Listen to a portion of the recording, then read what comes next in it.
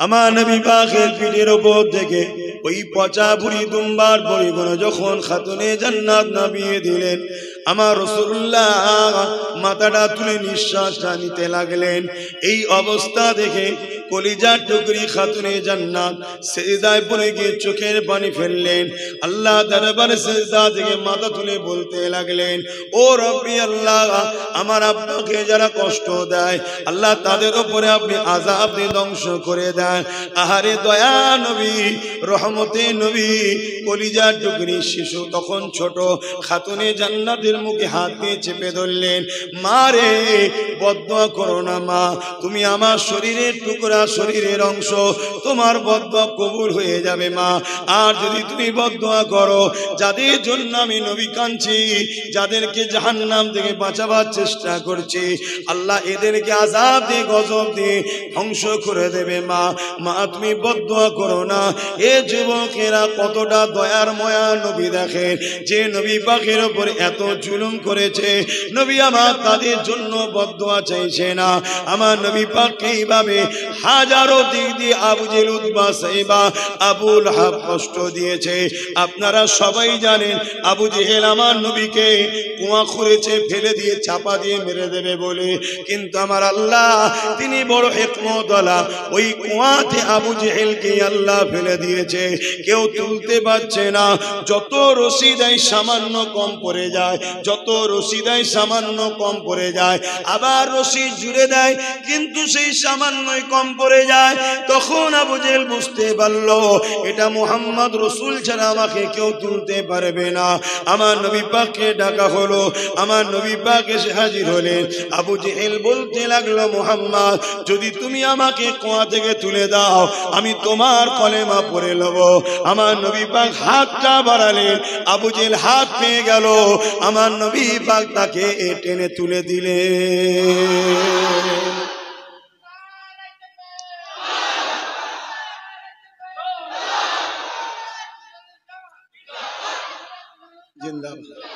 এটা ছিল আমার নবীর মুজিজা। এটাই জাদু আর মুজিজার পার্থক্য। এটা মুজিজা, আল্লাহ জমিনের নিচু ভাগকে হুকুম করলো উপর দিকে ওঠো, জমিন তাকে তুলে তুলে উপরে চলে এলো। আমার নবী হাত দিলেন, উঠে তুলে দিলেন। কিন্তু বেঈমান উঠার পরে কি বলছে, মুহাম্মদ তুমি বড় জাদুকর। নাউজুবিল্লাহ, আমার নবী কি জাদুকর? তাহলে আমার নবীকে কষ্ট লেগেছে না লাগেনি কথাটা? এভাবে আমার নবীকে হাজারো দিক দিয়ে কষ্ট দিয়েছে। অথচ জাদুকর তো আবু জেহেল নিয়ে এসেছিল আমার নবী পাককে দমন করার জন্য। আবু জেহেল তৎকালীন সময়ে পৃথিবীর সব থেকে বড় জাদুকর হাবিবে আমানিকে বোকার করে ভাড়া করে নিয়ে এসেছিল, যাতে করে মুহাম্মদ রাসূলকে হাবিবে আমানি পরাজিত করতে পারে। এই যুবকেরা, তরুণেরা, জালিমেরা সর্বসময় জাদুকরের সাহায্য নেয়। যেমন আমার গরিবে নওয়াজকে মিটাবার জন্য তৎকালীন সময়ে রাজা জাদুকর নিয়ে এসেছিল পৃথ্বীরাজ চৌহান, জাদুকর নিয়ে এসেছিল জয়পাল জাদুকর। ওই জাদুকর আমার গরিবে নওয়াজকে বান মারতে লেগেছিল। আমার গরিবে নওয়াজ একটা গোল করে দাগ করে দিলেন। তিনি তিনার খলিফাদেরকে বললেন, বাবারা এই দাগের বাইরে কেউ তোমরা বেরোবে না। যত বান আসে, জাদুর আগুন বান আসে, সব ওই দাগের গোড়ায় এসে বসে যায়, সব নষ্ট হয়ে যায়। গরিবে নওয়াজ বলতে লাগলেন, এ জাদুকরের বান, তুমি যদি আল্লাহকে মানো, আল্লাহর ক্ষমতায় যে তোমাকে পাঠিয়েছে তার কাছে ফিরে যাও। ওই বান যখন ফিরে যেতে লেগেছে, তখন জাদুকর জয়পাল আকাশের উপর দিয়ে উড়ে উড়ে যেতে লেগেছে। জাদুর কত পাওয়ার দেখুন। এখন যদি কেউ উড়ে যায় আমাদের নজরে, সে তো আমাদের কাছে বড় আল্লাহর ওলি হয়ে যাবে। কি ভাববেন না, ভাববেন না? এই বিরাট বড় আল্লাহর ওলি উড়ছে। আল্লাহর ওলি হওয়ার জন্য পুরা শর্ত নয়। আল্লাহর ওলি সে যে নবীর সুন্নতে জিন্দেগি কাটায়। জোরে বলুন সুবহানাল্লাহ। আপনাদের বলে যে আগামী দিন অনেক চমৎকার আসবে, অনেক কিছু হবে। আপনি কারো কাছে যাবেন, হঠাৎ করে সে বলবে, তুই আজকে ঘরে এই খেয়ে এসেছিস, যা খেয়েছেন হয়তো বলে দেবেন। আপনি দেখে ঘাবড়ে যাবেন না, তাকে দেখবেন নবীর সুন্নতে চলে কিনা। হয়তো আবার আপনাকে বলে দিতে পারে তোর ওই জায়গার জমিটা অমুকজন দখল করছে, তুই বড় পেরেশানে আছিস না। নানা রকম কথা আপনার বলে দেবে, আপনি ভাববেন কি করে বলছে তাহলে আল্লাহর ওলি।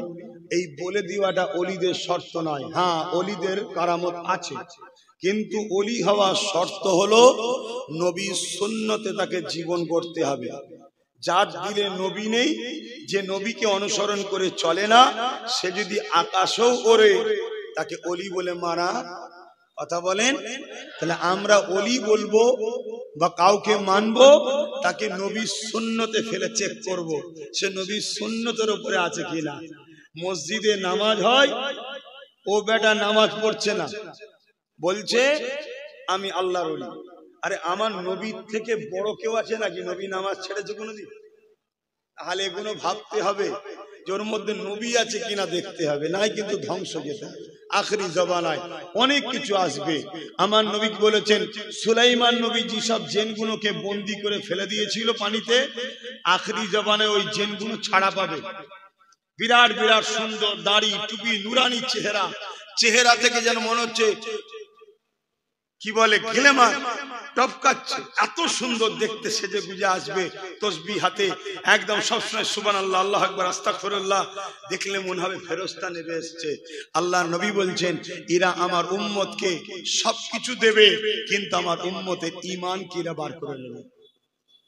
অতএব আমার নবী বলে গেছে তাদেরকে তোমরা ফলো করবে, আমি নবী তাদের দিলে আছি কিনা। যদি আমি নবী তাদের দিলে না থাকি, তোমরা জানবে এরা হলো ধোঁকাবাজ মুনাফিক, এদেরকে মানবে না। শুনছেন তো ভাই?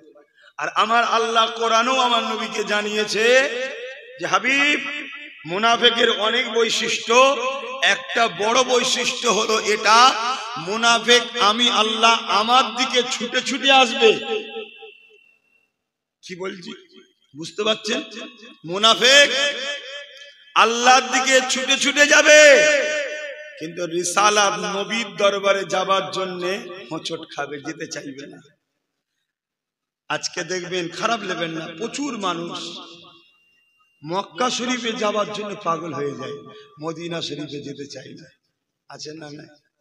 আল্লাহর কোরআন বলছে এরা হলো সব থেকে বড় মুনাফিক, যারা আল্লাহর জন্য ছুটবে, রাসূলুল্লাহর জন্য হোঁচট খাবে, রিসালাতের দিকে তাদের গুরুত্ব থাকবে না। আমার হাবিব, যারা রিসালাতকে ধরবে তারাই মূলত আল্লাহকে পাবে। জোরে বলুন সুবহানাল্লাহ। কেন? আপনাকে আমি পাঠিয়েছি আমার প্রতিনিধিত্ব করার জন্য, আমার পক্ষ থেকে। কথা বুঝে আসছে? এজন্য বলবো রাসূল দিলে আছে কি দেখতে হবে। মক্কা হলো ইবাদতের মারকাজ, মক্কা শরীফ ইবাদতের মারকাজ। মক্কা শরীফে এক ওয়াক্ত নামাজ পড়লে, এক রাকাত নামাজ পড়লে 1 লক্ষ রাকাত নামাজের সওয়াব হয়। জোরে বলুন সুবহানাল্লাহ। এটা হাকিকত। মক্কা হলো ইবাদতের মেন সেন্টার তাম পৃথিবীর মধ্যে, আর মদিনা হলো ঈমানের মারকাজ। জোরে বলুন সুবহানাল্লাহ। 1 রাকাত নামাজ পড়লে 1 লক্ষ রাকাত নামাজের সওয়াব হবে কার? যার ঈমান আছে, না যার ঈমান নেই। মদিনা হলো ঈমানের মারকাজ। যার দিল মদিনার সঙ্গে জুড়ে থাকে সে কাবায় যায়। কাবা তোমায় ভালোবাসি, কিন্তু মন আমার মদিনায় আছে রে কাবা, তুই আমায় বিদায় দে, আমি একটু মদিনায় যাই। জোরে বলুন সুবহানাল্লাহ। এই দিল নিয়ে যারা যায় তাদের 1 রাকাতে আল্লাহ 1 লক্ষ রাকাত নামাজের সওয়াব দেয়। জোরে বলুন সুবহানাল্লাহ। আমার নবীকে ধরে অনেক কষ্ট করেছে আমার নবী। আহা, এমনও দিন গেছে আল্লাহ নবী জীবনে মক্কা জালিমরা আমার নবী পাককে হত্যা করার প্ল্যান করলো। আমার নবী পাক মক্কা মানুষদের অত্যাচারে আল্লাহ পাকের হুকুমে এমন করে পাহাড়ে চলে গেলেন। ওখানে গিয়ে গাছের পাতা ফলমূল খেয়ে নবী আমার জীবন ধারণের মাধ্যম করলেন। এ যুবকেরা, তরুণেরা, আমার নবী পাক সাল্লাল্লাহু আলাইহি ওয়াসাল্লাম রাত্রিরে গোপনে গোপনে মানুষের কাছে দিনে দাওয়াত দিতে লাগলো। এ নওজওয়ানেরা, এই খবরটা মক্কার মুশরিকরা পেয়ে গেল যে মুহাম্মদ রাসূল রাত্রিরে গোপনে গোপনে দিচ্ছে। তাই তারা বড় প্ল্যান করলো, আমার নবী পাককে হত্যা করে দিতে হবে। তারা গোল টেবিল করলো, মিটিং ডাকলো। ওই মিটিং এ ওমর ফারুক দাঁড়িয়ে গেল, আমি দায়িত্ব নিচ্ছি মুহাম্মাদের শের মোবারককে কেটে নিয়ে আসবো। তখন ওমর ফারুক আমার নবীর হাকিকাতটা তখন বুঝতে পারেনি, জাহিলে আপনারা তাকে ভুল বুঝিয়ে রেখেছিল। হযরত ওমর যখন রওনা দিলেন আমার নবী পাকের দরবারের দিকে যাবার সময় বলেছিল, এ আবু জেহেল, আমি মুহাম্মাদের শের মোবারককে কেটে নিয়ে আসবো, তবে তুমি আমাকে এর বিনিময়ে যা দেবে বলেছো তা প্রস্তুত করো। আবু জেহেল বলল, চিন্তা করো না, তুমি ঘুরে আসো, সব দেয়া হবে। এমন করে ওমর ফারুক বলল, কাল 39 জন সবে কলেমা পড়েছে, 40 আর হতে দেব না, মুহাম্মদ রাসূল দুনিয়ায় থাকবে না। ফেরেশতারা আলোচনা করতে লেগেছে। আমার আল্লাহ বা জানিয়ে দিল, এ ফেরেশতা, চিন্তা করো না, উমরকে যেতে দাও, আমি আল্লাহ উমরকে নবীর গোলাম বানিয়ে 40 বানাবো। আরো জোরে বলুন সুবহান।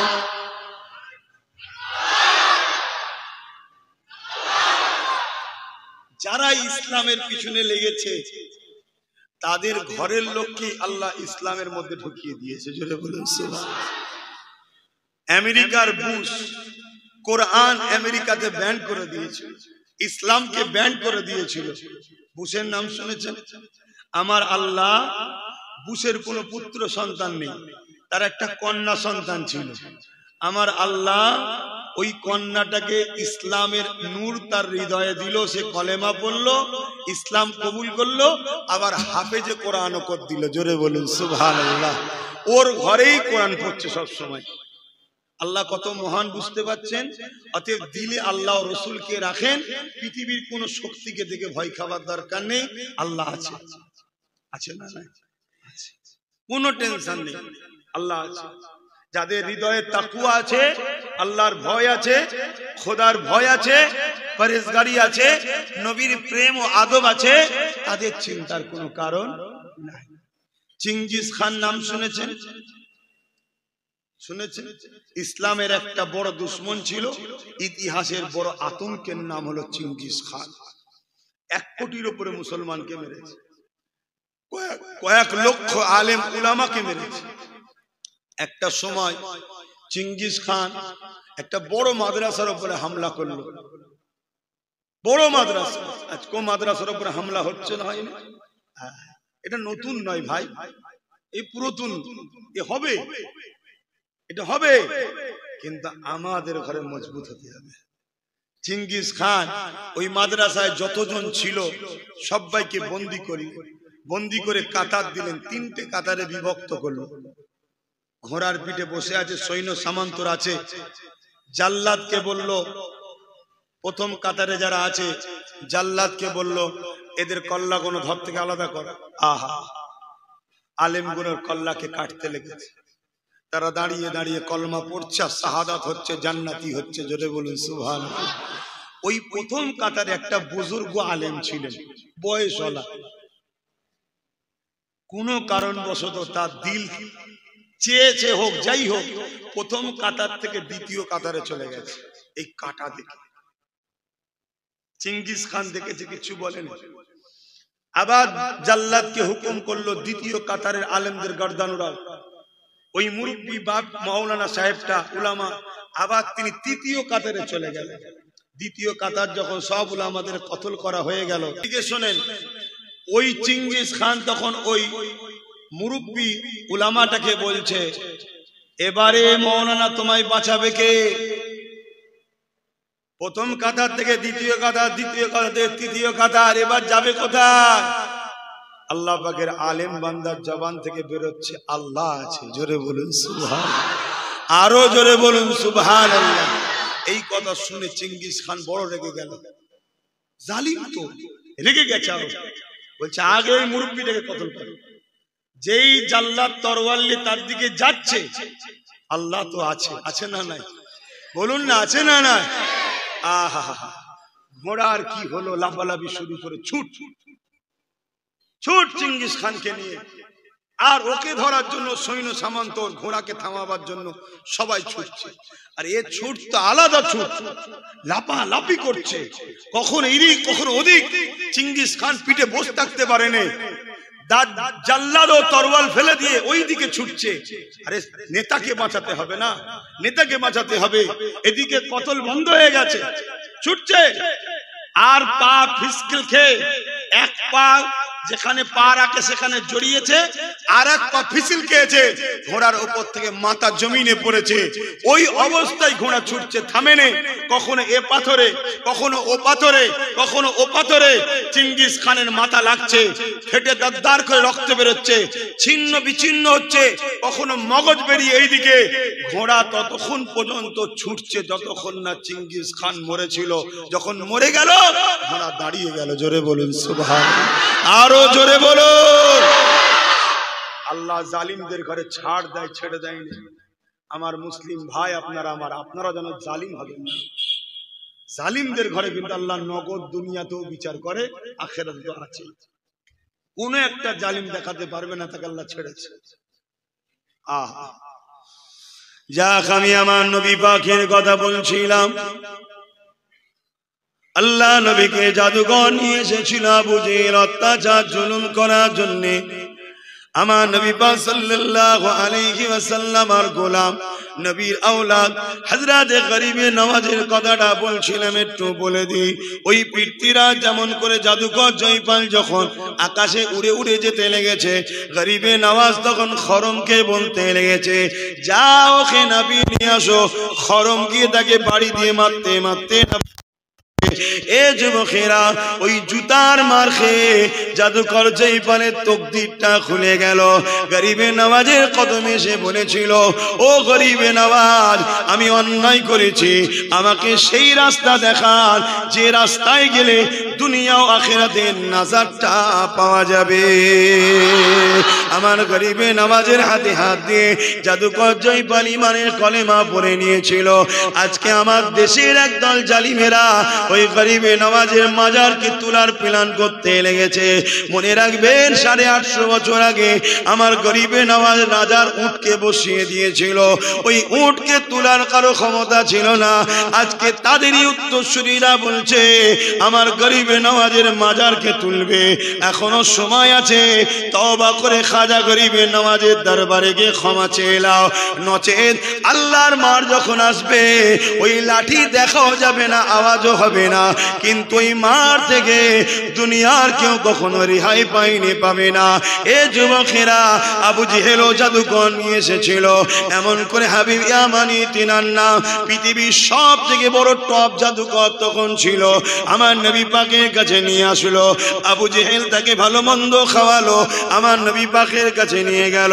আমার নবী পাক চাঁদিনী রাত, পুরো চাঁদ উঠেছে আকাশে। এমন করে আবু কুবাইস পাহাড়ের ধারে আল্লাহ নবী হাঁটাহাঁটি করতেছিল। আবু জেহেল ওখানে কি হাজির হলো। আমার নবী পাককে বলল, এর বাড়ি হাবিব ইয়ামানে বাড়ি, এ আপনাকে কিছু প্রশ্ন করবে। আমার রাসূলুল্লাহকে যখন হাবিব ইয়ামানি বলতে লাগলো, আপনি নাকি নবী দাবি করেছেন। আল্লাহ নবী বললেন, লা ইলাহা ইল্লাল্লাহ আনা মুহাম্মাদুর রাসূলুল্লাহ, अल्लाह के सिवा कोई मालिक नहीं, मैं मोहम्मद अल्लाह के रसूल हूँ। এই কথাটা যখন শুনলো হাবিব ইয়ামানি বলতে লাগলো, তাহলে আপনি আকাশে কিছু করে আমাকে দেখান। জমিনে চাইলো না, কোথায় চাইলো? আকাশে। কেন? জাদু জমিনে হয়, আকাশে হয় না। শুনছেন? জাদু জমিনে হয়, আকাশে দাদাগিরি চলে না। কিন্তু আবু জেহেল তো মূর্খ, ও তো জানে না। ও নিয়ে এসছে ব্যাটালিয়ান, যে আজ আমি জিতবো। আর জিতবার খুশিতে অনেক লোক নিয়ে গেছে, অনেক লোক নিয়ে গেছে, যাতে করে হই হাই করে মোহাম্মদ রসুলকে অপমান করে করে আসবে, খুশি হবে। বাবেরা, নওজওয়ান তরুণেরা, এ আমার নবী পাকের প্রেমিকেরা, হাবিবে আমানি আমার রাসূলুল্লাহকে যখন বলল আকাশে কিছু করে দেখান, আল্লাহ নবী যখন আকাশের দিকে মুখটা তুললেন, আহারে কোনো পড়ে নেই। আমরা তো সহজে মুসলমান, এই মসজিদ, ওখানে মসজিদ, ওখানে মসজিদ, এখানে মাদ্রাসা, এখানে জলসা, ওখানে জলসা, এখানে আজান, ওখানে কোরআন তেলাওয়াত, সহজে পেয়েছি আমরা, তাই আমাদের গুরুত্ব নাই। কথা বুঝলেন? ইসলাম কত কষ্ট করে এসেছে জানেন? হ্যাঁ, আমার নবী পাক সাল্লাল্লাহু আলাইহি সাল্লামের এই দৃশ্য দেখে হাবিবে আমানি তখনও কলমা পড়েনি। এটাকে বলা হয় মুজিজা। ভাঙা গলা নিয়ে বলি, কিন্তু কথাগুলো তো আল্লাহ রসুলের বলছি। গলা নিয়ে কি করবেন, কথাগুলো নেন। হ্যাঁ, কথা বলতে কষ্ট হচ্ছে, কেন নরমাল আল্লাহ যা দিয়েছে সেইটাতে কথা বলার, বসে যাওয়াতে কথা বলা একটু কষ্ট হয়, কিন্তু আল্লাহ রসুলের কথা কষ্ট কেন, জান চলে গেলেও বলতে হবে। বলুন সুবহানাল্লাহ। সাহাবা হুজুররা বলেছে না, বলেন। হাবিবে আমানি আমার নবী পাকের দিকে আগিয়ে আসলো। আল্লাহ নবীকে হাবিবে আমানি বলতে লাগলো, এ মুহাম্মদ, তুমি তো চাঁদ দুটুকরো করে দিলে, আমি অবাক হয়ে গেলাম। আমার আর একটা প্রশ্ন রয়েছে, বলতে পারবে? কি প্রশ্ন? আমার হৃদয়ের মধ্যে একটা প্রশ্ন রয়েছে, যেটা আমার বড় কষ্ট দেয়। ওই কথাটা কি কথা, তুমি কি বলতে পারবে?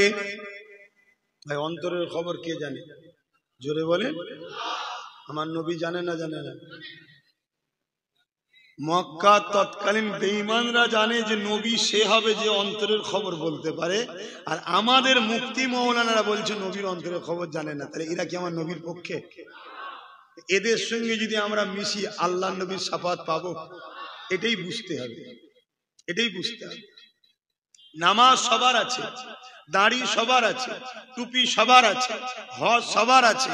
আল্লাহ নবী বললেন ৭৩টা দল হবে, ৭২ জাহান্নামী, একটা জান্নাতি। ওই ৭২ দলে কি নামাজ থাকবে না? থাকবে। রোজা থাকবে না? থাকবে। হজ থাকবে না? থাকবে। দাড়ি থাকবে না? থাকবে। দান থাকবে না? থাকবে। মসজিদ বানাবে না? বানাবে। কোরআন পড়বে না? পড়বে। সব থাকবে, শুধু পড়বে নয়। আল্লাহ নবী সাহাবাদেরকে বলছেন এত সুন্দর তারা কোরআন পড়বে। আমার সাহাবারা, তোমাদের কোরআন পড়া তাদের কোরআন পড়ার কম্পিটিশনে তোমাদের কোরআন পড়াটাকে নিচু লাগবে, তাদেরটা উঁচু মনে হবে, এত সুন্দর পড়বে, কিন্তু হলকুনি থেকে নিচুই নামবে না। আমি নবী বলছি ওরা জাহান্নামী। শুনছেন? বুখারীর হাদিস এটা।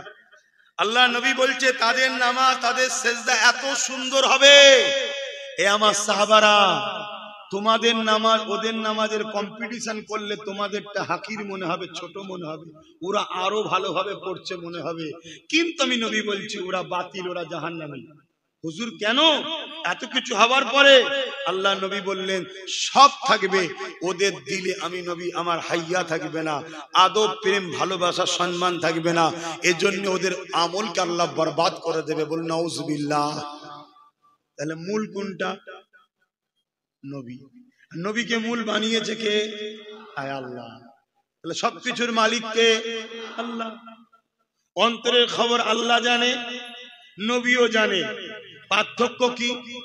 এক হলে তো শিরক হয়ে যাবে, এক হলে শিরক হয়ে যাবে। এজন্যই তো ভয় দেখায়, এই শিরক করে ফেলছো। গায়েবের খবর আল্লাহ জানে, গায়েবের মালিক আল্লাহ, গায়েবের খবর আল্লাহ জানে, নবী জানে বলছো কেন? শিরক করে ফেলছো, এই করে ভয় দেখাই তো আমাদের পারে। শিরক হচ্ছে না বাপ। কেন? নবী অন্তরের খবর জানে, আল্লাহ অন্তরের খবর জানে। আল্লাহ জানা, নবীর জানার মধ্যে পার্থক্য। কি পার্থক্য? নবীকে আল্লাহ জানার ক্ষমতা দিয়েছে, জোরে বলুন সুবহানাল্লাহ। আর আল্লাহকে কেউ ক্ষমতা দেয়নি, তিনি খোদ মালিক, জোরে বলুন সুবহানাল্লাহ। তো একজন খোদ মালিক আর একজনকে মালিক যাই পাওয়ার দিয়েছে, পার্থক্য আছে না? যেখানে পার্থক্য থাকে সেখানে শিরক। কিন্তু এদের লক্ষ্য আমার নবীকে ছোট করা, আমাদের দিল থেকে ওই পাওয়ারটাকে বার করে নেওয়া। কেন? যতদিন এই দিলে পাওয়ার আছে, জালিম হুকুমত, জালিম সন্ত্রাসেরা কখনো মিটাতে আমাদেরকে পারেনি, আর পারবে না। বদরে আমরা কিসের জোরে জিতেছিলাম? ওই পাওয়া, সিনার পাওয়া। ওহুদে, খাইবারে, বিভিন্ন জায়গায় কিসের জোরে? ইমানের জোরে। ওই যে চিঙ্গিস খানের সামনে বলেছিল আল্লাহ আছে, উনি কিসের জোরে? আল্লাহ ওনার সিনাতে পাওয়ার দিয়েছিল, না ওই জায়গায় কারো মুখ দ্বার বেরোবে আল্লাহ আছে? হ্যাঁ, ঘাবড়ে যাবে মানুষ, তো ফিট হয়ে যাবে। দেখে ফিচকিরি দিয়ে একটার পর একটা উলামাকে কতল করা হচ্ছে, বলুন তো মানুষ সুস্থ থাকতে পারবে? হাবিবি আমানি জিজ্ঞেস করছে আমার দিলের মধ্যে কি আছে, বলতে পারবে? আহা, আল্লাহ পাক আমার নবী পাককে কি নিয়ামত বানিয়েছেন শোনেন। এ নওজওয়ানেরা, সাহাবা হুজুরদের যা সমস্যা হতো আমার নবী পাকের কাছে আসতেন। একদিন এক সাহাবী আমার নবীর পাকের কাছে আসলেন, ইয়া রাসূলুল্লাহ, হাবিবাল্লাহ, আমার একটা উট রয়েছে, সে বড় পাগল হয়ে গেছে, মানুষকে ধরে ধরে কামড়াচ্ছে, বড় ক্ষতি করতে লেগেছে। ইয়া রাসূলুল্লাহ, হাবিবাল্লাহ, আপনি এর সমাধান করে দিন। এ যুবকেরা, আজ যদি কেউ এখান থেকে উঠে বলে হুজুর আমার বাড়িতে একটা গরু আছে, সে বড় পাগল হয়ে গেছে, আমি তাকে কি বলবো? গরুর থেকে বড় পাগল তুই, তুই গরু ডাক্তারের কাছে যা, পশু ডাক্তার আমাকে বলছিস কেন? এটাই বলবো তো নাকি? আহা, কুরবান যাক আমার নবীর কদমে আমাদের জানমাল। আল্লাহ নবীকে যখন সাহাবীটা এসে বললেন, ইয়া রাসূলুল্লাহ, হাবিবাল্লাহ, আমার উটটা বড় পাগল হয়ে গেছে, মানুষকে ধরে ধরে কামড়াতে লেগেছে। সাহাবা হুজুররা অবাক হয়ে শুনে, সাহাবা হুজুররা আমার নবীর দূর মুখের দিকে তাকিয়ে আছে। আল্লাহ নবী মুচকে এসে বললেন, এ বাবা সাহাবারা, চলো তো দেখি বাবা ওর উটটার কি সমস্যা হয়েছে, একটু যেয়ে দেখি। আমার নবী পাক যখন ওই লোকের বাড়ি, সাহাবীর বাড়ি যেতে লাগলো, এমন সময় উটটা এই দিক দিয়ে ধরুন নবী পাক যাচ্ছে, বুঝাবার জন্য বলছি, উটটা ওই দিকের মানুষকে তাড়িয়ে তাড়িয়ে কামড়াতে কামড়াতে ধরতে যাচ্ছে। আল্লাহ নবী উটের দিকে আগিয়ে আগিয়ে যাচ্ছে। উটের মালিক ও বাকি সাহাবারা বলতে লেগেছে, ইয়া রাসূলুল্লাহ, হাবিবাল্লাহ, ও বড় খেপা পাগল হয়ে গেছে, সবাইকে কামড়াতে লেগেছে, হুজুর বড় ভয় হয়, আপনি ওর দিকে যাবেন না, ক্ষতি করতে পারে। আল্লাহ নবী কি বলেছিলেন? এ আমার সাহাবারা, কোনো চিন্তা করো না, ওই উট তোমার নবী মুহাম্মদ রাসূলুল্লাহকে চেনে। এ যুবকেরা, এই কথা বলে নবী আমার যখন আঘাতে লেগেছে, ওই উটটা ওই দিকে তাড়িয়ে দিয়ে এবারে মুখটা এই দিকে ঘুরিয়েছে। যখনই ঘুরিয়েছে আমার নবীকে দেখতে পেয়েছে, যখনই দেখতে পেয়েছে ছুটে আমার নবীর দিকে আসতে লেগেছে। সাহাবারা চিন্তা করতে লাগলো নবী পাকের কোনো ক্ষতি না করে দেয়, কিন্তু সাহাবা হুজুররা বললেন, অবাক হয়ে গেলাম, ওই উটটা এসে নিজের মাথাটাকে আমার নবীর কদমে দিয়ে বসে যায়। আরো জোরে বলুন সুবহান। ইয়া রাসূলুল্লাহ, ভেবে দেখুন, একটা অবালা পশু আমার নবীকে চিনলো, আর এখন আমরা নবী চিনতে পারলাম না।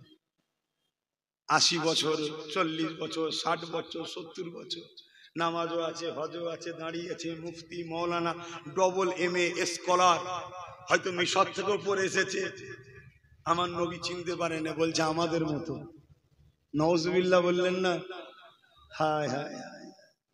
আল্লাহ নবী তাই বললেন, আখরি জমানায় হাতের তালুতে আগুন রাখার থেকেও ঈমান বাঁচানো বড় কষ্টকর হবে। কেন? কেন? প্রকাশ্য ইসলামের দুশ্মনরা আমাদের জান নিতে পারবে, ঈমান নিতে, জোরে বলুন, পারবে না। সে যাই বলুক ধর্মের ব্যাপারে, তার কথা শুনবো নাকি? কিন্তু যারা ছদ্মবেশী আলেম সুরাতে মুনাফিক ঘুরছে, এরা আমাদের কিন্তু ঈমান লুটে নেবে।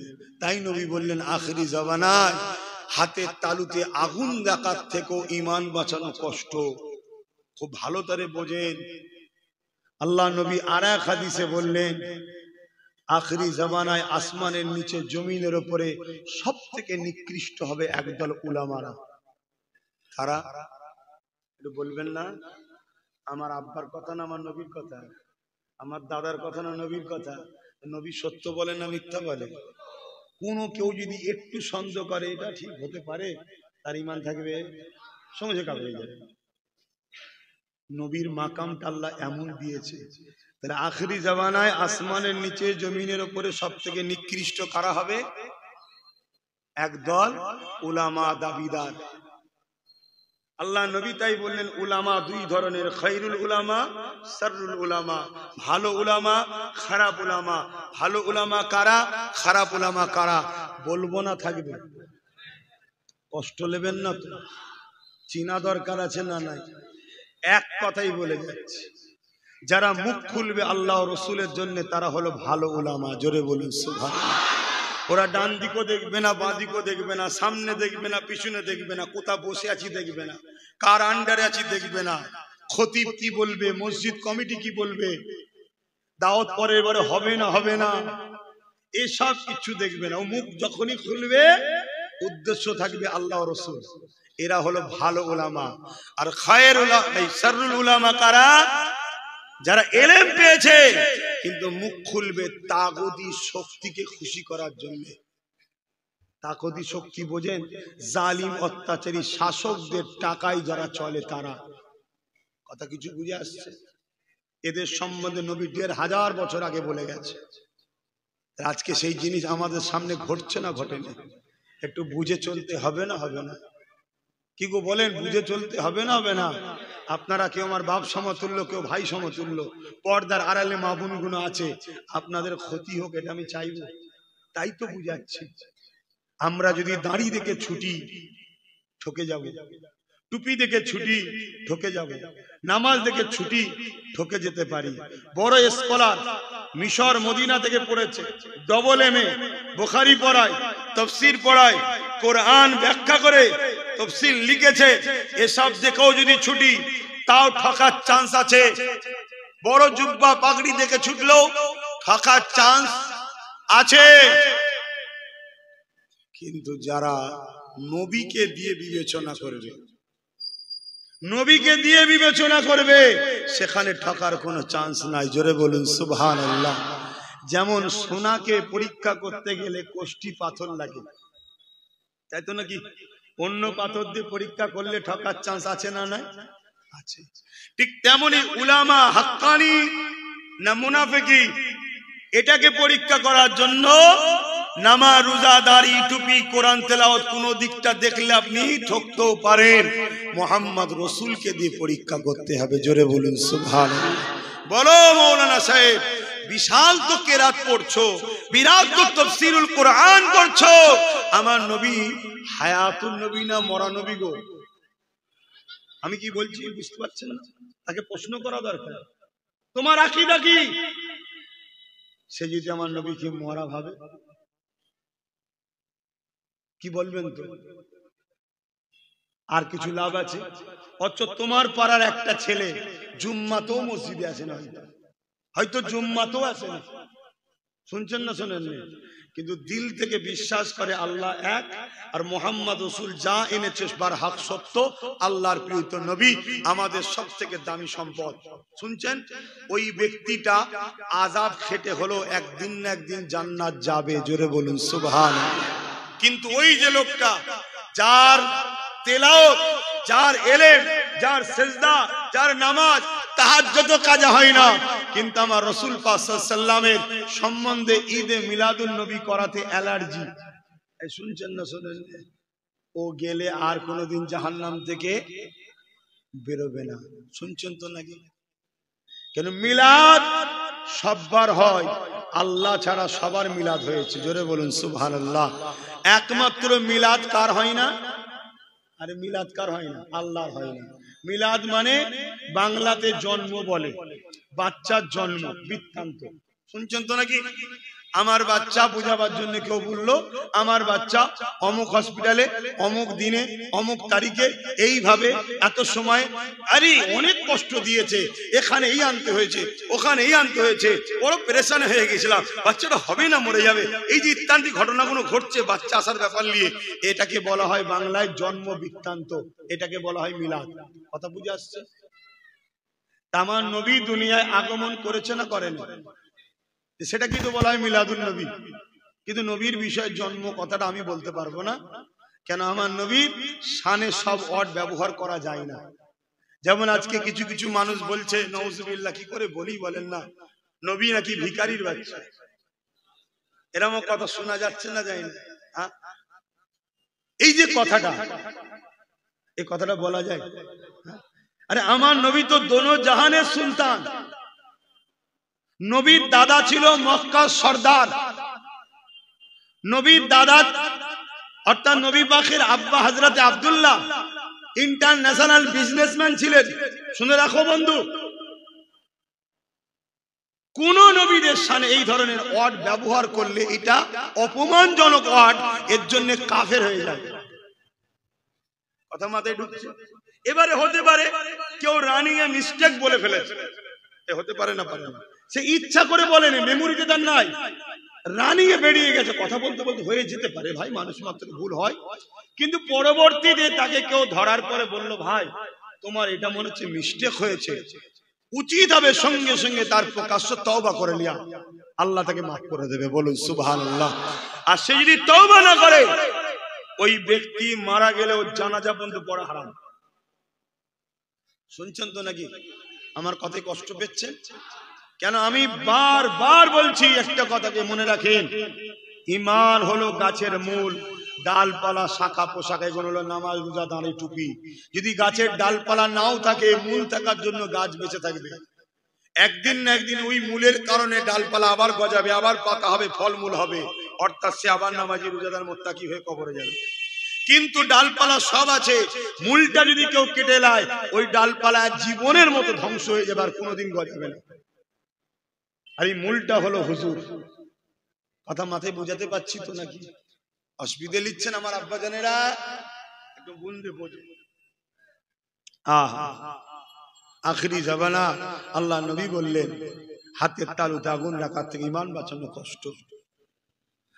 অবশ্যই উলামাদের সম্মান করতে হবে, উলামাদেরকে তাজিম করতে হবে, কেননা উলামারা হলো আল উলামা ওয়ারাসাতুল আম্বিয়া, নবী পাকের ওয়ারিস তিনারা। কিন্তু কোন উলামা? যে উলামা আপনাদের ঘরে নবীর সঙ্গে জোড়ার চেষ্টা করবে, যে উলামা মুখ খুলবে দুনিয়ার কোন জালিম অত্যাচারী দালালি করার জন্য নয়, আল্লাহ ও রাসূলের দ্বীনের কথা, হক কথা বলে আল্লাহ ও রাসূলকে খুশি করার জন্য বলবে। যাক, আমি আমার আলোচনার দিকে ফিরে আসতে লেগেছে। এ যুবকেরা, তরুণেরা, আমার নবী পাক সাল্লাল্লাহু আলাইহি ওয়াসাল্লামকে অনেক পরীক্ষা করেছে। তাই আবু জেহেলের সঙ্গে আসা হাবিব ইয়ামানি পরীক্ষা করতে লেগেছে। বলুন তো, আমার হৃদয়ে একটা প্রশ্ন আছে, একটা কথা আছে, এটা বড় বেদনাদায়ক কথা। কি কথা অন্তরের মধ্যে আছে আপনি বলতে পারবেন? এ যুবকেরা, তরুণীরা, বাপেরা, আল্লাহ নবী বলতে লাগলেন, এ হাবিব ইয়ামানি রে, তোমার একটা 8 বছরের মেয়ে আছে, যে কিনা জন্মগত প্যারালাইসিস রোগী। ওই মেয়েটা কখন সুস্থ হবে, কিভাবে সুস্থ হবে, এই নিয়ে তুমি পেরেশানের মধ্যে রয়েছো। যে এই কথাটা বললো, হাবিব ইয়ামানি চোখের আর পানি রাখতে পারেনি, চোখ দিয়ে পানি গড়াতে লাগলো। এ যুবকেরা, কিন্তু তখনও কলমা পড়েনি গো। হাবিব ইয়ামানি উটের পিঠে চেপে চলে যাচ্ছে। এত সহজে ইসলাম আসেনি, এত সহজে হয়নি রে বাপ ভাইরা। হাবিব ইয়ামানি নিজের দেশে আমানে চলে গেল। অনেক দিনের রাস্তা অতিক্রম করে যেতে হচ্ছে, কেননা প্লেন নাই, দ্রুত চালাবার গাড়ির ব্যবস্থাও নাই। এই পাহাড়ি রাস্তা ধরে ধরে হাবিব ইয়ামানি চলে গেল। ঘরে দরজায় গিয়ে আঘাত দিল। যখন দরজাটা খুলে দিয়েছে, হাবিব ইয়ামানির চোখ বড় বড় হয়ে গেছে। কি দেখতে লেগেছে?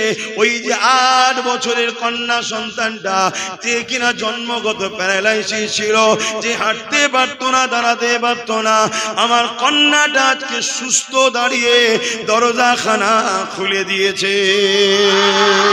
হাবিব ইয়ামানি অবাক হয়ে দেখে আর বলে, মা রে, তোমার এই অবস্থা কি করে হলো? ওই কন্যা বলতে লেগেছে, বাবা, এক রাত্রিরে খবে এক নুরানি ব্যক্তিকে দেখতে লাগলাম। সে আমাকে বলতে লাগলো, মা তুমি উঠে দাঁড়াও। আমি বলতে লাগলাম, আমি উঠতে পারি না, আমি জন্মগত প্যারালাইসিস রোগী, আমি উঠতে পারি না। ওই সময় তিনি বলতে লাগলেন, মা তুমি পারবে, তবে দিল থেকে মেনে নাও লা ইলাহা ইল্লাল্লাহ মুহাম্মাদুর রাসূলুল্লাহ। আমি পড়ে নিলাম, দিল থেকে মেনে নিলাম এবং বলতে লাগলেন, তিনি বলতে লাগলেন বিসমিল্লাহ বলে এবারে উঠে দাঁড়াও। আমি বিসমিল্লাহ বলে যখন উঠতে লাগলাম, আমি দেখতে লাগলাম আমার শরীর সুস্থ হয়ে গেছে এবং আমি হাঁটতে চলতে পারছি। এ যুবকেরা, হাবিবে আমানি বলে, মারে তিনার কিছু হুলিয়া বলতে পারবে? খবের মধ্যে তো দেখেছো তিনার কিছু নকশা সকল কি তোমার মনে আছে? ওই সময় কন্যা বলে, বাবা তিনাকে ভোলার মতো নয়, এত সুন্দর তিনাকে দেখতে। তিনি যখন মুচকে হেসেছিলেন, দুই ঠোঁটের মাঝখান দিয়ে একটা নূরের আলো বেরিয়ে গিয়েছিল। বাবা তিনার দুই ভুঁড়িটা জোড়া ছিল, তিনার ঝুলপি গুলো বড় বড়, বাল চুল গুলো বড় বড় ছিল। আব্বা জান, বাবা তিনার প্রশংসা কিভাবে করি, এই রকম যে কোনো ব্যক্তি হতে পারে আমার জ্ঞানের বাইরে ছিল। এই কথা শোনার পরে হাবিবে আমানি বুঝতে আর দেরি হলো না, তাই বলতে লাগলো, মারে আর দাঁড়ালে হবে না, আমার সময় হয়েছে, আমি ফিরে যেতে লেগেছি। কন্যা বলতে লেগেছে, বাবা একটা খবর রয়েছে আপনার জন্যে। কি খবর রয়েছে? যিনি এসেছিলেন তিনি আমাকে একটা মেসেজ দিয়েছে, মারে কলমা তুমি পড়ে নাও, আর খুব শিগগিরই তোমার বাবাও হাবিবে আমানি কলমা পড়বে।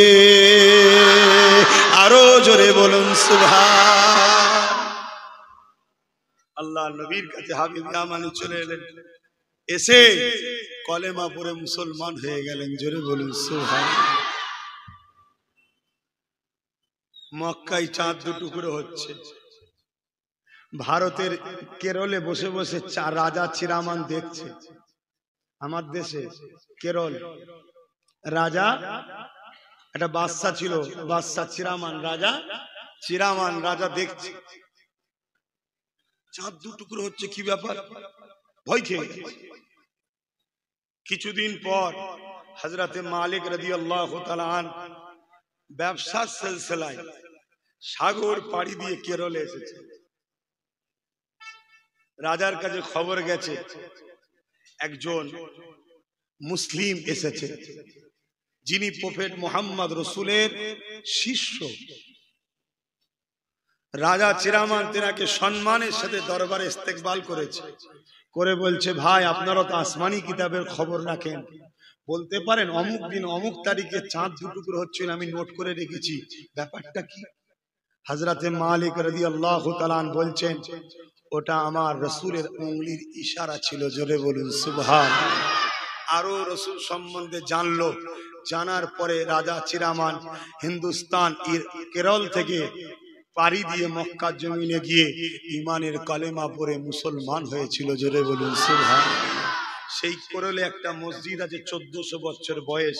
কেন্দ্র সরকার ওয়াকফ বিল করে মসজিদটাকে ভেঙে দিতে চাইছে। শুনছেন তো নাকি? কেন এগুলো ইসলামের পেহচান। ভারতে ইসলাম কবে থেকে আছে? এই নিশানাগুলো মুছে দিতে পারলে তবে তো বলবে স্বাধীনতার পরে তোরা এসেছিস, স্বাধীনতার আগে তোদের কিছু ছিল না। তাহলে এই মসজিদকে বাঁচাবার জন্য একতা হতে হবে না? হবে না? কথা বলুন। কিন্তু কাদের সঙ্গে একতা হবে? যাদের সুরাতে মুসলমান, ভেতরে নবীর দুশ্মন মুনাফিক, তাদের সাথে। কিন্তু এরকম বক্তা মলি সাহেব আছে না? নাই। বুঝে বুঝে একতা হতে হবে। যারা নবীর প্রেমিক, এক হও, এক হও। তোমার পীরকে, তোমার হযরতকে, তোমার আমিরকে, তোমার ইমামকে, তোমার শায়েখকে, আরে যে জাল নিয়ে থাকবে যাও, কিন্তু এখন তোমরা এক মুঠো হও। জুজিয়াত মাসলা নিজের মধ্যে রাখো। দিন ইসলাম আমাদের সবার, ঠিক না বেঠিক? কিন্তু যারা আমার নবীর শানে গুস্তাখিমূলক কথা বলে, ওলি আউলিয়াদের শানে গুস্তাখিমূলক কথা বলে, তাদের সঙ্গে এক হওয়া যাবে কেন? এরা মুনাফিক। এরা আমাদের খবরকে গিয়ে বলে দেবে, আমাদের খবর গিয়ে বলে দেবে। বাপেরা, নওজওয়ানেরা আসেন, আমার নবী পাককে মহব্বত করেন, ভালোবাসেন। সিনার পাওয়ার ছাড়া কখনো কামিয়াবি হইনি আমরা, হতেও পারবো না আমরা। কেননা সব ক্ষমতা তাদের হাতে যারা আমাদেরকে মিটাতে চাইছে। তাই আমাদের ক্ষমতা হলো সিনার ক্ষমতা। এই দিলেতে আল্লাহর ভয় রাখেন, নবীর মুহাব্বত ও আদব রাখেন, তাহলে মনে রাখবেন দুনিয়ার শক্তি যত বড় হোক না কেন আমাকে আপনাকে মিটাতে পারবে না। এ নওজওয়ানেরা, এই বিষয়ে একটা কথা বলে যায়, শুনে রেখে দেন। হযরতে আবু বকর সিদ্দিক রাদিয়াল্লাহু তাআলা যখন খলিফাতুল মুসলিমিন হলেন, আল্লাহ নবী দুনিয়া থেকে রওনা দিলেন, আখিরের রাতে রাস্তায় রওনা দিলেন। হযরতে আমিরুল মুমিনিন আবু বকর সিদ্দিক খলিফা হলো। ঠিক এমনই সময় ইসলামের দুশমন রাষ্ট্রগুলো মুসাইলামাতুল কাজ্জাব নামে এক ব্যক্তিকে 90,000 সৈন্য দিল, অনেক অর্থ দিল, অনেক অস্ত্র দিল, তাকে দিয়ে নবী দাবি করিয়ে দিল। ওই মুসাইলামাতুল কাজ্জাব মিথ্যা নবী দাবি করেছিল। এ যুবকেরা, আবু বকর সিদ্দিকের কানে যখন এই খবরটা এলো, আবু বকর সিদ্দিক সাহাবা হুজুরদিওকে নিয়ে এক জায়গায় বসলেন, বসে আলোচনা পরামর্শ করতে লাগলেন। সাহাবা হুজুররা এক কথাই বলতে লাগলেন, হে আবু বকর সিদ্দিক, আপনি আমাদের আমির, আমাদের খলিফা, আপনি যা ফয়সালা দেবেন আমরা সেটাই মেনে নেব। হযরতে আবু বকর সিদ্দিক বলেছিলেন, আমার দুটো কথা। এক কথা হলো আমি মুসাইলামাতুল কাজ্জাবকে গিয়ে বুঝাবো আল্লাহর কোরআন যেখানে বলেছে ওয়ালাখির রাসূলুল্লাহ ওয়া খাতামান নবী, সেখানে কেন তুমি কোরআনের বিরুদ্ধে, আল্লাহর পাঠানো কিতাবের বিরুদ্ধে মিথ্যা নবী দাবি করছো? যদি সে বুঝে যায় তাহলে আমি আবু বকরের কথা নাই ফিরে আসবো। যদি সে পরিবর্তন না হয়ে মিথ্যার উপরে যদি জোর দেখায়, আমি আবু বকর কেমন নবীকে ভালোবাসি আমি চুপ থাকতে পারবো না। নবীর খতমে নবুয়াতের ইজ্জতের জন্য আমি আবু বকর মুসাইলামাতুল কাজ্জাবের বিরুদ্ধে যুদ্ধ ঘোষণা দেব। এ যুবকেরা, তরুণীরা, বাপেরা, তাই আমাদেরও উচিত হবে আজকের দিনে কেউ যদি আল্লাহর বিরুদ্ধে, কোরআনের বিরুদ্ধে, রাসূলের বিরুদ্ধে, দ্বীন ইসলাম মসজিদ মাদ্রাসার বিরোধী করে, আমরা তাদেরকে বুঝাবো। যদি না বুঝতে চায়, সে যত বড় সুপার পাওয়ার হোক না কেন, বুকে তাজা খুন যদি ঢালতে হয় তাও ভালো, তার বিরুদ্ধে আমাদেরকে যুদ্ধ করতে হবে। তবেই তুমি পরকালে নবীর শাফাআত পাবে, তবেই তোমার মধ্যে ঈমান থাকবে। এখানে আরো একটা মসলা জানিয়ে দিয়ে যায়। হযরত ইমাম মালিককে জিজ্ঞাসা করা হয়েছিল, ও হযরত ইমামে মালিক, কেউ যদি আমার নবীর বিরোধী করে কি করা দরকার? হযরত ইমাম মালিক বললেন, সঙ্গে সঙ্গে প্রতিশোধ লাও। যদি প্রতিশোধ না নিতে পারে, ইমাম মালিক বলছেন তার বেঁচে থাকার কোনো অধিকার নাই। আর একটা কথা বলে যায়, কোন মজলিসে আপনি বসে বসে ওয়াজ শুনছেন আর বক্তা আপনার নবীর শানে গুস্তাখি করছে, বা কোনো জায়গায় আপনি বসে আছেন কেউ নবীর শানে আপনার সামনে গুস্তাখি করছে, আপনি যদি প্রতিবাদ না করেন তাহলে আপনার মধ্যে ঈমান থাকবে না, বেঈমান হয়ে যাবে। এই প্রতিবাদ তিন ধরনের হয়। ক্ষমতা থাকলে হাত দিয়ে প্রতিবাদ করো, যদি হাতে ক্ষমতা না থাকে তাকে মুখ দিয়ে প্রতিবাদ করো, যদি মুখেও ক্ষমতা না থাকে জনমের মতো ওই মানুষটাকে ঘৃণা করে তার থেকে দূরে সরে যান। এই তিনটের মধ্যে কোনোটা যদি না থাকে তোমার মধ্যে, তাহলে ঈমান নাই। এই যুবকেরা আসেন আলোচনার দিকে আবার যায়। হযরতে আবু বকর সিদ্দিক মুসাইলামাতুল কাজ্জাবের কাছে যাচ্ছে। মুসাইলামাতুল কাজ্জাব 90,000 সৈন্য দিয়ে নিজেকে ঘিরে রেখেছে, সবার হাতে অস্ত্র রয়েছে, অনেক মানি দিয়েছে ইসলামের দুশমন রাষ্ট্রগুলো। এই জন্য মুসাইলামাতুল কাজ্জাবের কাছে যাবার সময় আবু বকর সিদ্দিক 10,000 সৈন্য নিয়ে যাচ্ছে, অর্থাৎ আমার নবী পাকে 10,000 যুবক সাহাবাদের সাথে নিয়ে যাচ্ছে। কেননা ওর কাছে 90,000 আছে, আবু বকর সিদ্দিক 10,000 নিয়ে যাচ্ছে। সংখ্যাটা আবু বকর সিদ্দিকের বেশি না মুসাইলামাতুল কাজ্জাবের বেশি? বলুন, অনেক বেশি। কোথাও 10,000, কোথাও 90,000। হযরত আবু বকর সিদ্দিক মুসাইলামাতুল কাজ্জাবের কাছে পৌঁছে গেল। মুসাইলামাতুল কাজ্জাবকে বুঝাতে লাগলো, এ মুসাইলামাতুল কাজ্জাব, কেন তুমি ফিতনা করো, কেন তুমি সমাজের মধ্যে বিভ্রান্তি ছড়াও? আল্লাহ কোরআনে যেখানে প্রকাশ্য ঘোষণা করেছে, ওয়ালাকি রাসূলুল্লাহ ওয়া খাতামান নবী, আমার নবী পাক হলো শেষ নবী, এরপরে তুমি কেন নবী দাবি করতে গেলে? তুমি এই কথা থেকে উইথড্র করে নাও, ফিরে আসো। মুসাইলামাতুল কাজ্জাব আবু বকর সিদ্দিক বুঝাতে লেগেছে, কিন্তু আবু বকর সিদ্দিকের কথা মুসাইলামাতুল কাজ্জাব কান দিচ্ছে না। ওর ব্রেনে অন্য কথা চলছে। কি কথা চলছে? মুসাইলামাতুল কাজ্জাব দেখতে লেগেছে আবু বকর সিদ্দিকের দিকে 10,000, আমার দিকে 90,000। এই সুযোগে ওকে ছাড়লে হবে না। শুনছেন তো নাকি? আবু বকর সিদ্দিকের দিকে 10,000 আর আমার দিকে 90,000। আমি মুসাইলামাতুল কাজ্জাবের ক্ষমতা বেশি, আমার পিছনে পৃথিবীর বড় বড় ইসলামের দুশ্মন রাষ্ট্রগুলো সাথ দিয়েছে। অতএব এই সুযোগে আবু বকর ও তার সাথীদের ঘরে খালাস করে দিতে হবে। যেমন আজকে আমার দেশেও কেউ কেউ ভাবছে ক্ষমতা আমাদের হাতে, সারা রাস্তা ভালো আসছে, মসজিদের সামনে এসে নাচছে। বুঝতেন না, বোঝেন না? আজকে আমার দেশের কেউ কেউ ভাবছে ক্ষমতা আমার হাতে, মিলিটারি আমার হাতে, পুলিশ আমাদের হাতে, ওয়াকফ বিল করে সব লেলাও। এই শুনছেন না? শুনুন। কিন্তু তিনাদের তো ভাবা দরকার, ইতিহাস তো জানা দরকার, ইতিহাস তো পড়া দরকার।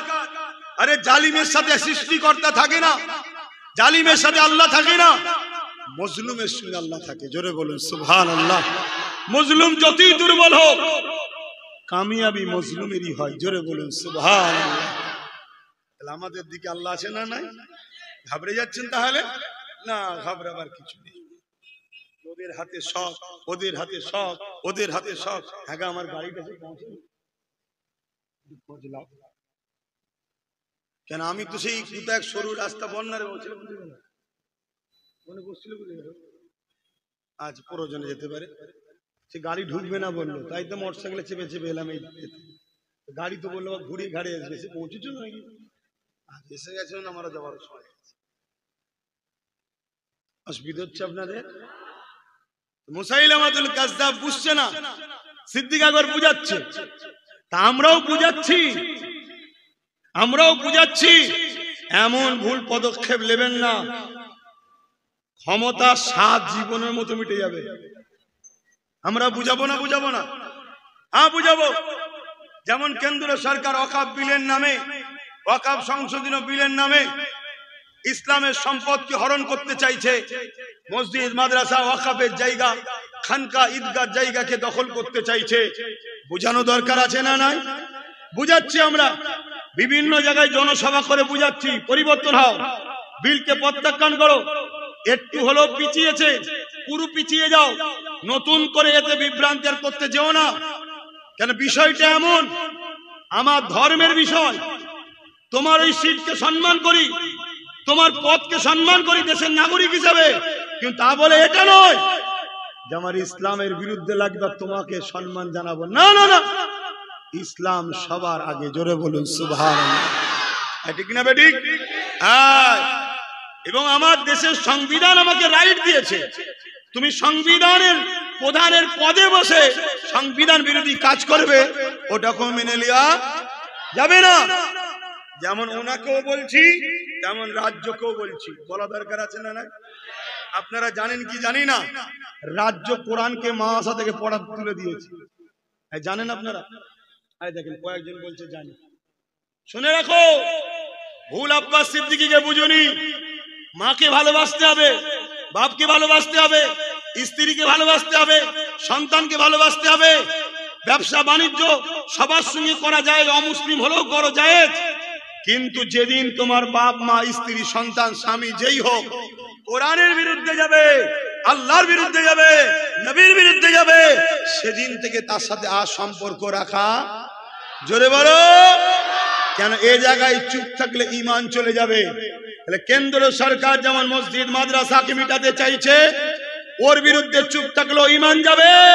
ঠিক তেমনি রাজ্য সরকার কোরআনকে মাথা থেকে তুলে দিয়েছে, এখানেও চুপ থাকলে ঈমান যাবে না থাকবে? একটু জোরে বলেন। তাই কেন্দ্রকেও বলছি ভুল শুধরে নাও, রাজ্যকেও বলছি আমার কোরআন যেখানে ছিল সেখানে থাকবে, মাথা মারতে যেওনি। ঠিক না বেঠিক? যদি রাজ্য তার ভুল বুঝে কোরআন কোরআনের জায়গায় থাকে, পাকামু করা বন্ধ করে দেয়, আব্বাস সিদ্দিকীর বলার আর কিছু থাকবে? আপনাদের বলার কিছু থাকবে? দুনিয়াদারি চলতে গেলে যার যাকে ভালো লাগলে থাকবে যা। ক্লিয়ার কথা? এই ঠিক বললাম না ভুল বললাম? কিন্তু তুমি ক্ষমতার জোরে, আমরাই ক্ষমতা দিচ্ছি, আমি না দিয়ে আমাদের লোকেরাই তো দিয়েছে রে বাবা, আমরাই ক্ষমতা দেবো, আর তুমি দিঘাতে মন্দির বানাবে 250 কোটি টাকা খরচ করে, আর আমার মাদ্রাসায় আমাদের টাকা দিয়ে চলবে, এখান থেকে কোরআন তুলছো কেন?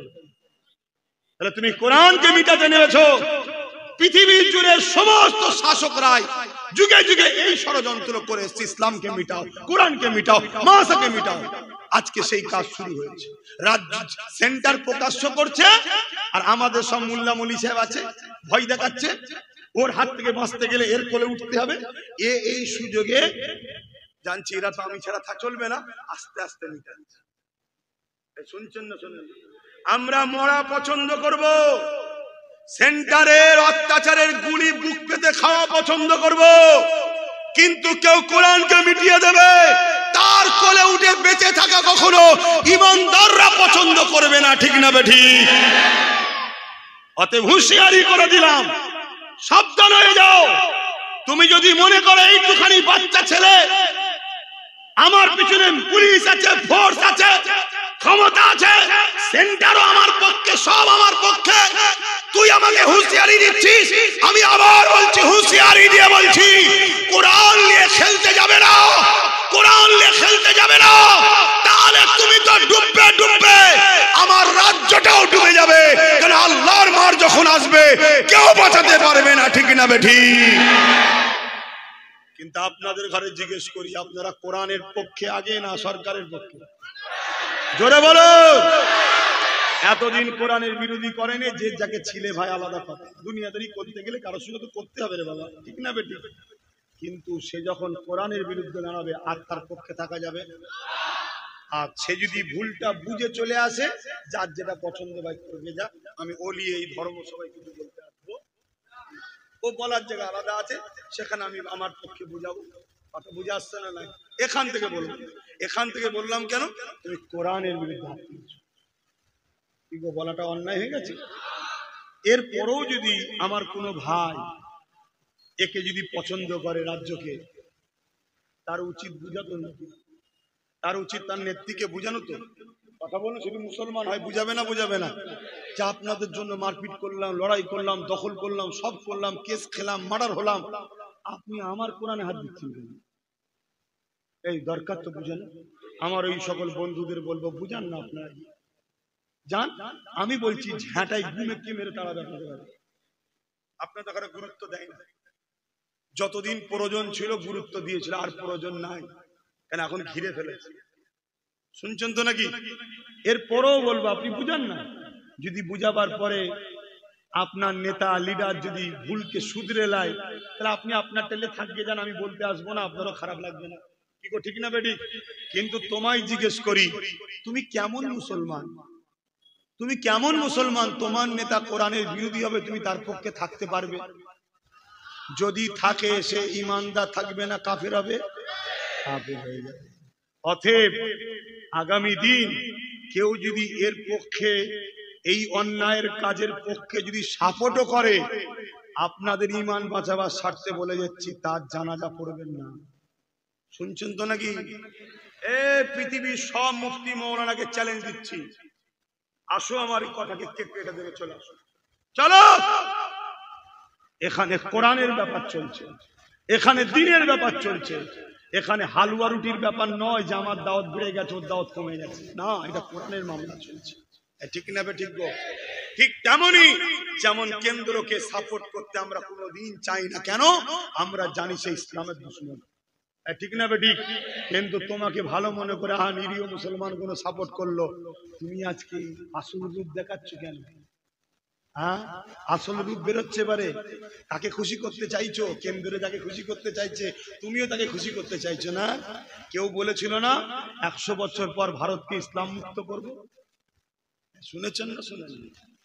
আরে শুনেছেন না শুনেননি? কেন্দ্রের কোন একজন বক্তব্য দিদিতে বলেছিল না যে ভারতকে ইসলাম মুক্ত করব? শুনেছেন না শুনেননি? তাহলে উভয়ের লক্ষ্য এক না আলাদা? আহা, অথচ আমার নবী পাক কতটা কষ্ট করেছে এই কোরআনের জন্য। আমার নবী যখন তায়েফের জমিনে কোরআন প্রচার করতে গেছে, আল্লাহর বাণী যখন প্রচার করতে গেছে, তায়েফের মানুষেরা আমার নবী পাককে কত মেরেছে। আল্লাহ নবী রক্তাক্ত হয়ে তায়েফের জমিনে অজ্ঞান ও চৈতন্য হয়ে পড়ে গেছে। তায়েফের মানুষেরা আমার নবী পাকের এসে নাকে হাত দিয়ে দেখছে মুহাম্মদ বেঁচে আছে না মরে গেছে। আমার নবী পাককে তারা মরা মনে করে তার উপরে আবার 2-4 লাঠি মেরে দিয়ে তারা চলে গেছে।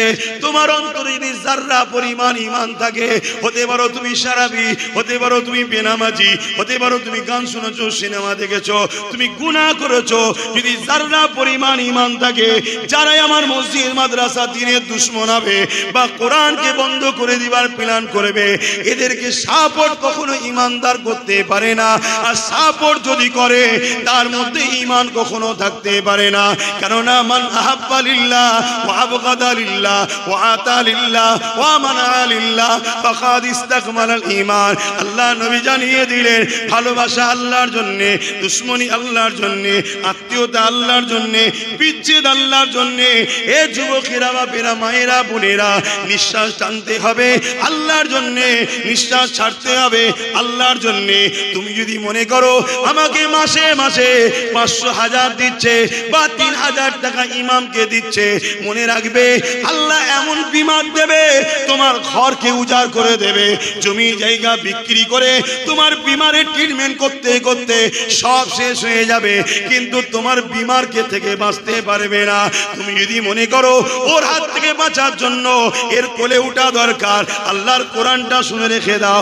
নবী পাক কোরআনে জানিয়ে দিয়ে, আমার আল্লাহ কোরআনে জানিয়ে দিয়েছে, তোরা আমিও আমার আল্লাহ রাসূলকে ছেড়ে যার উপরে ভরসা করবি, যার উপরে ডিপেন্ড করবি, আমি আল্লাহ তার মস্তিষ্ককে এমন ভাবে তৈরি করব, তার হাতে আমি আল্লাহ তোদেরকে জিল্লাত দিয়ে শেষ করে দেব। শুনছেন তো নাকি? তাহলে বাঁচাবার মালিককে, ওই যে মুরব্বী মাওলানা কি বলেছিল, আল্লাহ আছে। পৃথিবীর বড় জালিম ছিল চেঙ্গিস খান। এরা তো ছোট ছোট জালিম রে বাবা। চেঙ্গিস খানের নাম শুনলে পৃথিবী কাঁপতো। যে যে এলাকাগুলো ঢুকতো, পরে যদি কেউ আসে ওই এলাকায় ঘর বাড়ি ছিল, গাছপালা কিছু ছিল, কেউ জানতো না, সব পুড়িয়ে দিত। ছোট্ট ছোট্ট বাচ্চাগুলো পর্যন্ত ধরে আগুনে ফেলে দিত, জীব জন্তু কিচ্ছু বাদ দিত না। এত বড় জালিম ছিল চেঙ্গিস খান। তার মুখের সামনে দাঁড়িয়ে অলরেডি অনেক উলামা কতল হয়ে গেছে। মাওলানা সাহেব কি বলছে, আল্লাহ আছে। আমাকে তোর দলে লেলে এটা বলে নে, শুনছেন তো? আল্লাহ বাঁচিয়েছে না বাঁচবে? বাঁচাবার মালিক তো আল্লাহ। তুমি আল্লাহর উপর ভরসা করছো না। তোমার ভালো লাগে কাউকে নিয়ে থাকো আলাদা কথা, কিন্তু ভরসা করো না। ভরসা আল্লাহর উপরে রাখো। এটা কি আমাদের ইমানি দায়িত্ব নয়? আর এই কথাগুলো কোরআন হাদিসের পক্ষে যেসব উলামারা বলে হক কথা, তাদেরই ওদের ডিস্টার্ব হয়, তাদের জলসাগুলোকে ডিস্টার্ব করা হয়, তাদেরই আশা বন্ধ করা হয়, তাদেরকে রুকা হয়। আর যারা ওই শাররুল উলামা এসে বড় বড় স্টেজ গরম করে ঘুরিয়ে ফিরিয়ে সব আল্লাহ রসুলের থেকে সরিয়ে জালিমদের দিকে নিয়ে যায়, ওদেরকে হাজারো প্রোটেকশন দেওয়া হয়, ভিআইপি জায়গায় বলার সুযোগ দেওয়া হয়। শুনছেন? আপনারা ভাববেন যে এইটুকু ছেলে কি বোঝে। শোনেন বাপ, হতভাগা আকবরের নাম শুনেছেন? একটু বলেন। হতভাগা আকবরও এইরকম শয়তানি শুরু করেছিল। সে ছিল মোগলে আজম, ভারতের রাজা। একটু বলি নাকি দোয়া করে দেবো? হতভাগা আকবর ছিল মোগলে আজম, ভারতের রাজা। এখন তো রাজা নয়, ভোটাভুটিতে হয়, তাই তো নাকি? কিন্তু ভোটাভুটি মানুষ দেয় না, মেশিন দেয়। কে দেয়? মেশিন। কপাল মেশিন দেয় এখন। যাক, তারপরও রাজা তো কেউ নয়, এটা সংবিধান আছে না নাই? তখন ছিল মোগলে আজম, ও যা বলবে তাই। ও যদি রাত্রিরে উঠে বলে এখন দিন 12টা বাজে দুপুর, বলতে হবে যে যা দুপুর 12টা। যদি বলে না যাবো না রাত 12টায় কতল করো। এরকম ছিল। তোরা খামখেয়ালি পাগল, জালিম ছিল, জালিম। ক্ষমতার জোরে প্রত্যেকটা সিঁড়িতে সিঁড়িতে মেয়ে দাঁড় করিয়ে রাখতো। কথা বুঝে আসছে? ক্ষমতার জোরে। আর কি বলবো, সব কথা দিচ্ছি না। নোংরা নোংরা সব কাজ কারবার করে বেড়াতো আকবর। এত বড় জালিম ছিল। সে দ্বীনে ইলাহি লিখলো কোরআনকে ব্যান করার জন্য, কোরআনকে মিটাবার জন্য। কি লিখলো? দ্বীনে ইলাহি। আচ্ছা বলুন তো, আকবর দ্বীনে ইলাহি লিখতে পারবে? তাহলে কারা লিখেছিল বলবেন? আলেম। আলেম আলেমরা এমনি এমনি লিখবে? আকবর প্রচুর টাকা দিয়ে ভালো ভালো স্কলার ব্রেনকে কিনেছে। আয় আয় বহুত টাকা দিয়েছে। আর তারা টাকার জন্য ওই সাররুল উলামা বিক্রি হয়ে গেল। তাদের দ্বারা লেখা শুরু হলো। কি লিখলো? কিতাবটার নাম দ্বীনে ইলাহি। কোরআনের বিরুদ্ধে অনেক বড় কথা। মুজাদ্দিদ আল পেসানি হুজুর বিরোধী শুরু করলো। মুজাদ্দিদ আল পেসানি হুজুরের বয়স তখন অনেক, মুরব্বী হয়ে গেছে, বিরোধী শুরু করে চরম বিরোধী। আকবর হাজারো চেষ্টা করলো মুজাদ্দিদ আল পেসানিকে রুকার, পাচ্ছে না। আর দ্বীনে ইলাহি সাকসেসফুল হচ্ছে না। কেন? সরল প্রাণ মানুষ ভয়ে হয়তো বলবে হ্যাঁ আকবর তুমি ঠিক, কিন্তু দিল বলছে তুই শয়তান। ঠিক না বেঠিক? আজকে হয়তো কোনো মানুষকে আমি দেখছিলাম ছোট ছোট এরকম বাচ্চাদের ঘরে একদল জালিম ধরে মারছে, তখন একটা বাচ্চা বলে উঠেছে আল্লাহ। আপনারা ভিডিওতে দেখেছেন ফেসবুকে, তখন আরো মারছে। আল্লাহ বলছিস, বল জয় শ্রীরাম বল। এই যেটা বলছে সেটা বলছে। সে হয়তো ভয়েতে বলছে জয় শ্রীরাম, সেই বাচ্চাটা কি বেঈমান হয়ে যাবে? তার দিলে আল্লাহ। ধরুন আমি কোনো মুসলিমকে ধরে বললাম আল্লাহ আকবার বল, সেই যদি বলে আল্লাহ আকবার, মুসলমান হয়ে যাবে? না না না, দিল থেকে মানতে হবে। কিন্তু এই জুলুম করার জন্য ইসলাম আমাকে কি বলছে? আমি ইসলাম থেকে বেরিয়ে গেছি। কারোর উপরে জুলুম করা ইসলামে ইজাজত নাই। অন্য ধর্মে কি আছে আমি জানি না, কিন্তু সমাজে কি দেখছি? ইসলামের লোককে জুলুম করে জোর করা হচ্ছে, তাই তো নাকি? তো ভাইয়ের আমার, আকবর অর্থ দিয়ে কিনে কিতাব লিখিয়েছে। মুজাদ্দিদ আল পেসানি বিরোধী করছে। মুজাদ্দিদ আল পেসানি বিরুদ্ধে বড় বড় মুফতি মৌলানা যখন আকবর লাগিয়ে দিল, সবাই চিৎকার করছে আরে ওনার ব্রেন ট্রেন বয়স হয়ে গেছে, খারাপ হয়ে গেছে। শুনছেন না? শুনেন। যেমন অনেক আজকে বলে ফচকে কি জানে আব্বাস, বলে না? বলে না? এটা শুনতে হবে বাপ, এসব কিছু করার নেই, যুগে যুগে হয়ে এসেছে। মুজাদ্দিদ আল পেসানির বিরুদ্ধে বড় বড় মুফতি মৌলানাকে লিখে দিল। তারা টাকা খেয়ে মসজিদে দাঁড়িয়ে, মেম্বারে দাঁড়িয়ে, স্টেজে দাঁড়িয়ে সব জায়গায় মুজাদ্দিদ আল পেসানির বিরুদ্ধে বলছে।